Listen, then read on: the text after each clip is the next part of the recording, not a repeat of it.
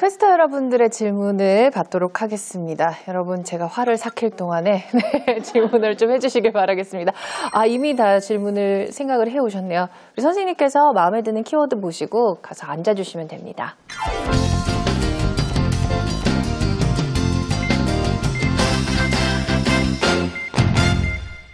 과거에 비해서 강력한 더 청소년 범죄는 줄었다고 하는데 최근에 문제가 된 사건들은 강력한 범죄인 경우가 많잖아요. 그래서 이제 국민들이 느끼기에는 그렇게 공론화된 사건들을 알 수밖에 없으니까 이런 범죄에 대해서 너무 처벌이 약한 게 아니냐 이런 여론이 많은데 혹시 이런 부분에 대해서 어떻게 생각하시는지 궁금합니다. 예, 우리 형법에 형사 미성년자가 있습니다. 14세 미만자는 처벌하지 않습니다. 민법상 미성년자는 19세 미만자지만 형사법에서는 14세 미만자를 미성년자라고 보는 이유는 14세 미만에 대해서는 이 처벌을 하지 않거나 소년법을 통해서 형벌이 아닌 소년법상의 보호 처분을 한다는 취지인데요.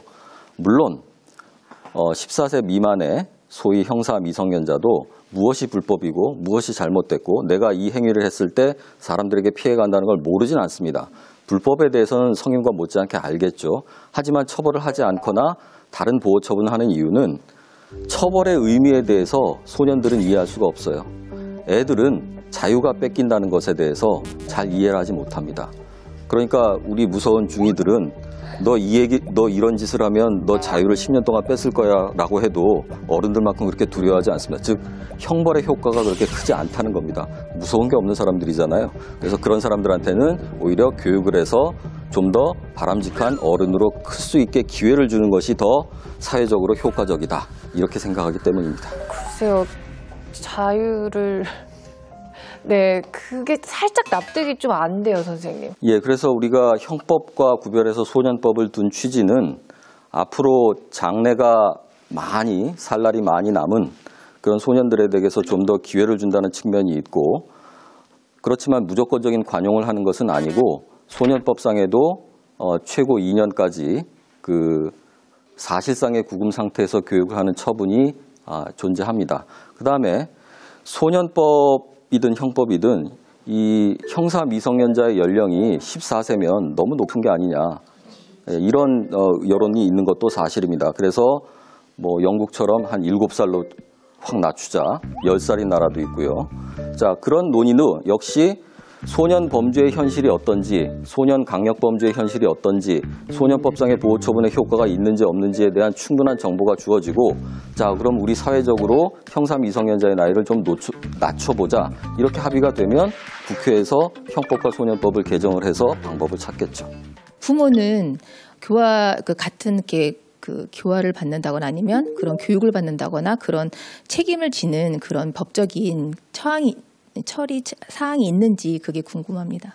예, 그 부분도 문제 인식을 가지고 국민들이 관심을 가지고 요구를 하면 새로운 정책적인 고려와 판단에 따라서 제도가 들어올 수 있을 겁니다. 예컨대 영국 같은 경우에 아이를 학교에 보내지 않고 아이가 등교하지 않고 사고를 쳤다 이러면 부모도 처벌을 받습니다. 물론 연좌제가 폐지됐기 때문에 다른 사람의 범죄에 대해서 부모로서 도의적 책임을 질 수 있을지언정 형사적인 책임을 질 수는 없죠.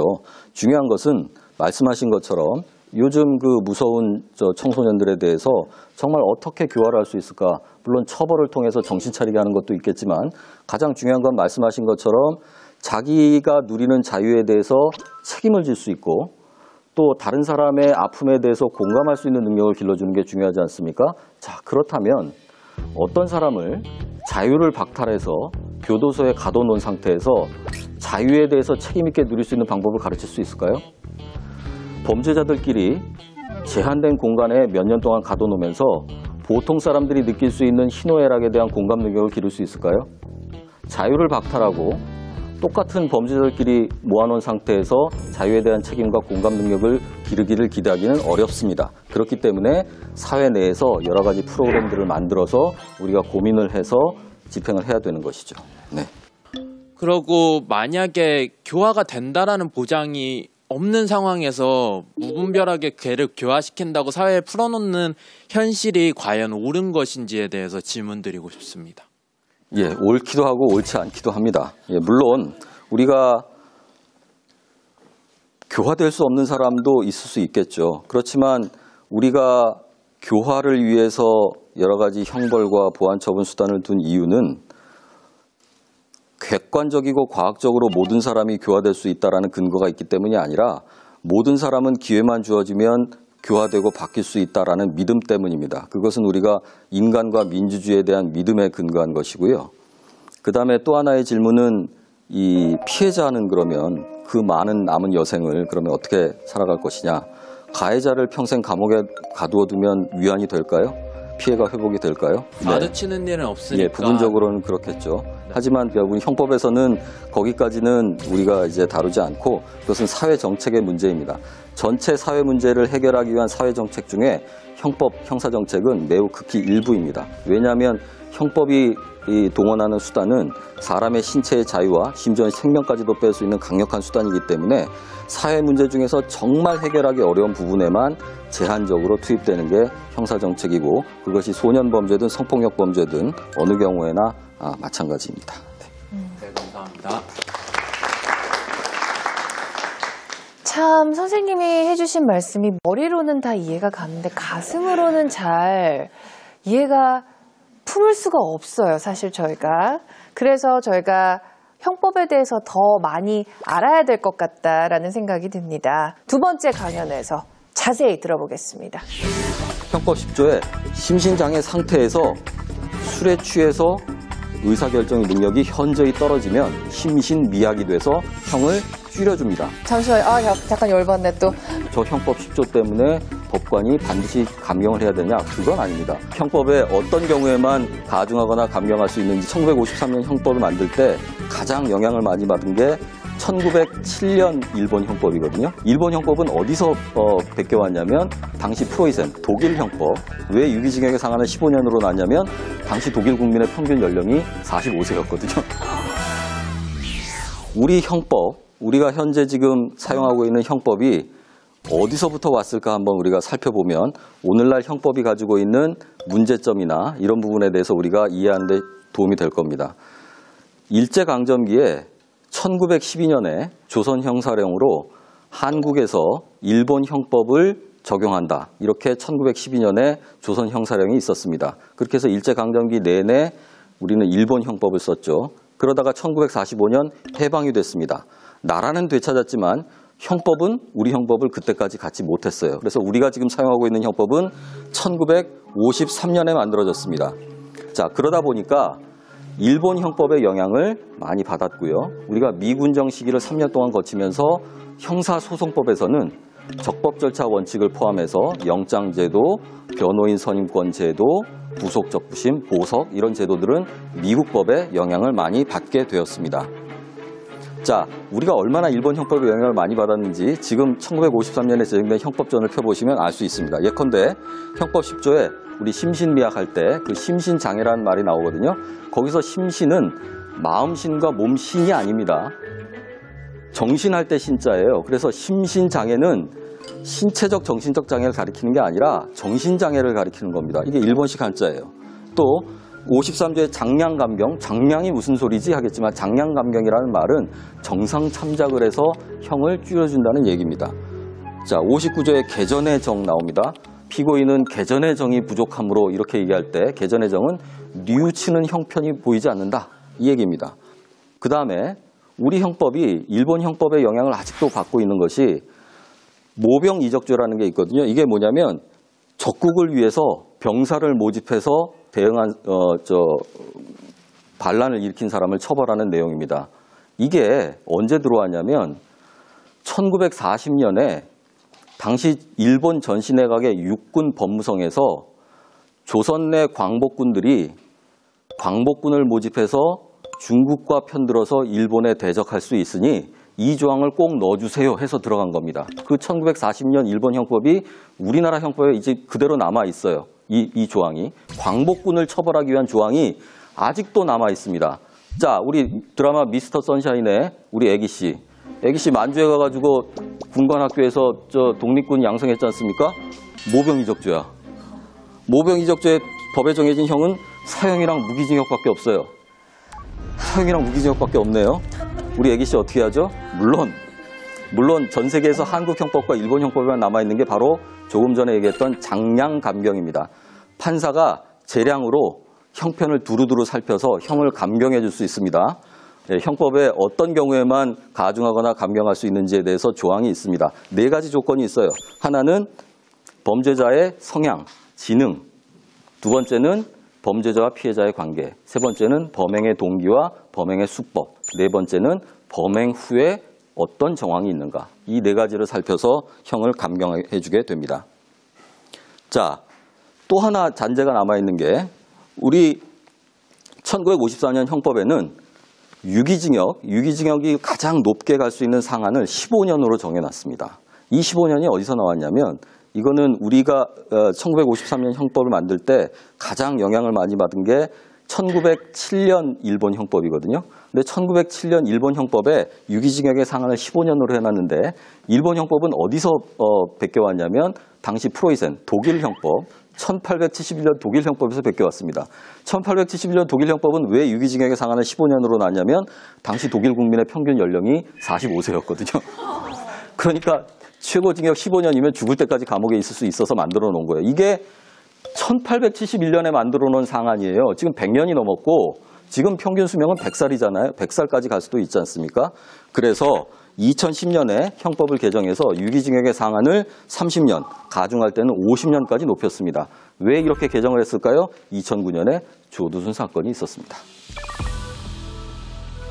자, 그래서 1953년에 제정된 형법은 계속해서 개정이 되었고 1984년에 법무부의 형법 개정 특별위원회에서 형법 개정의 원칙들을 정립을 했는데 우선 사회의 가치관이나 윤리관이 변화하면 비범죄화를 고려한다. 비범죄화는 뭐냐면 형법전에 있었던 범죄를 더 이상 범죄가 아니게 밖으로 빼내는 걸 비범죄화라고 합니다. 예컨대 간통죄 폐지됐죠.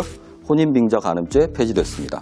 반대로 사회가 변화하고 국민의식이 변화하면 그동안 범죄가 아니었던 것을 형법전에 가지고 들어오는 범죄화를 합니다. 예컨대 공중밀집 장소 추행죄는 우리가 지하철이 생기고 사람들이 많이 밀려 타니까 공중밀집 장소의 추행죄가 별도로 처벌이 됩니다. 심지어는 성적 목적의 공공장소 침입죄도 있어요. 옛날에 여자 목욕탕이나 화장실을 훔쳐보면 장난이었지만 지금은 성적 목적 공공장소 침입죄라고 형법에 규정이 들어왔기 때문에 성폭력이 됩니다.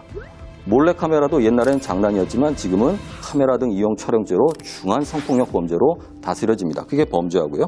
형사정책적인 요청에 따라 형벌제도를 개선한다는 것은 예컨대 성폭력 범죄자가 재범 위험성이 높고 흉악성이 높아지니까 징역을 다 살고 나와서도 예컨대 신상정보를 등록해서 공개한다든가 전자발찌를 채운다든가 성충동 약물 치료를 하게 한다든가 이런 형벌제도를 사회 변화에 따라서 정책적인 고려에 따라서 하게 됩니다. 그런 방향으로 형법이 계속 개정되어 오고 있죠. 지난달에 개정된 형법 303조입니다. 이거는 여러분들이 다 아는 사건 때문에 개정된 거예요. 바로 업무상의 지위를 이용해서 폭행 협박이 아니더라도 업무상의 지위를 행사해서 성폭력을 하는 경우를 말합니다. 이게 개정 전에는 징역 5년 이하였거든요. 그런데 7년 이하로 법정형을 높였죠. 7년 이하로 높여버리면 반으로 감경을 해도 3년 6개월이죠. 집행유예를 할 수가 없게 됩니다. 그러니까 이렇게 형법을 개정한 이유는 업무상, 고용상 관계에서 업무상의 지위를 이용해서 갑질을 해서 불쌍한 피해자를 성적으로 침해했다면 당신은 집행유예도 안 돼. 최소한 집행유예도 안 되고 7년까지의 중한 처벌을 받아야 돼라는 국민의 의사를 반영해서 형법이 이렇게 개정이 된 겁니다. 이렇게 형법의 규정이 총칙이 있고 일반 원칙을 다룬 총칙이 있고 그다음에 개별 범죄, 강간죄, 살인죄 같은 개별 범죄는 2편 각 칙에 규정이 돼 있습니다. 우선 총칙의 일반 규정 중에 형법 10조를 한번 볼까요? 왜냐하면 심신장애로 인해서 사물 변별 능력이 없거나 의사결정의 능력이 없으면 처벌하지 않는다고 합니다. 심신장애는 아까 얘기했죠? 정신장애를 말합니다. 그러면 술에 취해서 정신장애가 올 수 있나요? 뭐 그렇다고 칩시다. 그렇다고 해서 바로 심신장애가 인정되는 게 아니고 심신장애 상태에서 내가 이게 저 사람인지 저게 저 사람인지 구별할 수 없거나 그러니까 사물 변별할 능력이 없거나 사물을 변별한 것을 기준으로 해서 내가 이걸 할까 말까 판단하는 의지의 문제 이 부분까지 없을 때 그러면 처벌을 하지 않고 사물을 변별하거나 의사결정의 능력이 현저히 떨어지면 심신미약이 돼서 형을 줄여줍니다. 그런데 저 2항 규정을 보세요. 형을 감경한다라고 되어 있죠. 저걸 필요적 감경이라고 하는데요. 형을 감경할 수 있다 이렇게 규정도 있지만 형을 감경한다라는 규정도 있습니다. 형을 감경한다고 하면 법관의 재량이 없어요. 형을 감경해 줘야 됩니다. 바로 그게 주치 감경의 현재의 문제입니다. 그런데 우리가 생각하는 것처럼 술을 마신 상태에서 범죄를 했다고 해서 저 형법 10조 때문에 법관이 반드시 감경을 해야 되냐? 그건 아닙니다. 우리가 알지 못하는 바로 사망이 있는데요. 사망은 뭐냐면 나는 술을 먹으면 폭력도가 높아지거나 지나가는 사람을 추행하거나 할 수 있다는 걸 충분히 알매도 불구하고 주의하지 않고 술을 일부러 먹고 폭행을 행사했다면 1, 2항이 적용되지 않습니다. 또 특별법에는 성폭력범죄처벌특례법이나 아동청소년 성보호법에는 특별 규정이 새로 만들어져서 아무리 술을 먹고 심신장애 상태에 있다 할지라도 성폭력을 한 경우에는 형법 10조에 형을 감경해야 한다라고 규정돼 있을지라도 그 경우에는 형을 감경하지 않을 수 있다라고 특별 규정을 새로 두었습니다. 1995년 이전에는 정조에 관한 죄라고 했습니다. 저걸. 정조의 의미는 성적 순결이에요. 이게 무슨 조선시대 은장도 시절 얘기예요. 그게 1995년까지 형법에 정조라는 말이 남아 있었습니다. 그런데 왜 1995년에 형법전에 저 범죄의 장 제목을 강간과 추행죄라고 바뀌었냐면 바로 직전 1994년에 한국 성폭력 상담소를 중심으로 여성계에서 열심히 운동을 10년 동안 해가지고 성폭력 범죄 처벌 및 피해자 보호에 관한 법률이라는 종합 입법이 만들어졌어요. 그때 성폭력이라는 말이 처음으로 범죄에 들어온 겁니다. 그래서 더 이상 정죄에 관한 죄가 아니라 성폭력의 죄이고 성폭력이 보호하고자 하는 법익은 성적 자기결정권이다. 이렇게 정립이 된 겁니다. 자, 새롭게 들어온 범죄 중에 우리가 요즘 가장 관심사인 디지털 성범죄, 리벤지 포르노 이런 거에 관련된 조항이 바로 성폭력범죄처벌특례법의 14조입니다. 좀 복잡한 법조문을 들고 나온 이유가 이 지금 사회에서 이루어지고 있는 현상을 법적으로 어떻게 규율하는가를 보여주기 위해서입니다. 또 어떤 문제점이 있는가를 보여주기 위해서입니다. 자, 1항을 보시면 카메라를 이용해서 다른 사람의 신체를 촬영해서 유포하면 처벌을 받게 되어 있습니다. 그렇기 때문에 웹캠에 속아가지고 네가 네 신체를 찍어가지고 한번 보내줘 했을 때는 자신의 신체를 찍은 거잖아요. 그렇기 때문에 적용이 안 됩니다. 자, 2항을 볼까요? 2항은 찍을 때는 서로 합의를 했어요. 우리끼리만 보자. 그런데 나중에 피해자의 의사에 반해서 유포시킨 거예요. 저게 바로 리벤지 포르노입니다. 그런데 잘 보세요. 다른 사람 몰래 찍어서 유포한 사람은 5년 이하의 징역이에요. 그런데 찍을 때는 서로 합의를 했는데 배신해가지고 복수한다고 유포를 했어요. 그럴 때는 3년 이하의 징역이에요. 왜 차이가 날까요? 저것은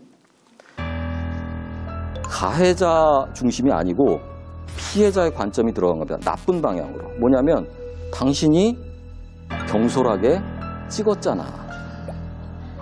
이런 아주 좋지 않은 관점이 들어가 있는 겁니다. 우리가 상식적으로 법감정으로 생각할 때는 오히려 두 번째 2항의 경우가 더 중하게 처벌돼야 마땅하죠. 3항도 문제가 있습니다. 볼까요? 3항은 1항의 촬영물을 이것도 역시 요즘에 웹하드 사건에 문제되고 있죠.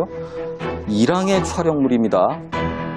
남의 신체를 몰래 촬영한 것을 웹하드에 올려서 돈을 받고 판 경우에만 처벌하는 것이지 2항의 경우 소위 리벤지 포르노의 경우에는 심지어는 변심한 애인이 그냥 유포하는 게 아니라 그걸 세상에 자기 얼굴은 가리고 피해자 얼굴은 그대로 드러낸 채 팔았을 때 처벌할 수가 없어요. 사망으로.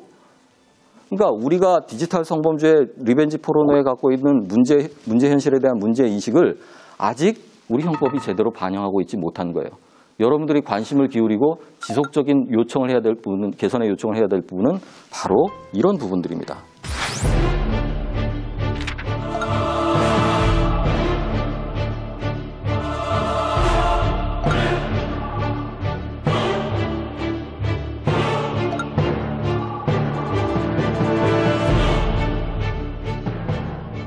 자, 그러면 우리가 형법상 범죄에 해당한다고 했을 때 그 범죄가 모두 유죄인가? 그건 아니죠. 유죄로 볼 만한 증거가 충분하면 유죄가 되는데 무죄라고 볼 수 있는 증거가 훨씬 많고 또는 유죄라고 볼 만한 증거에 미흡해요.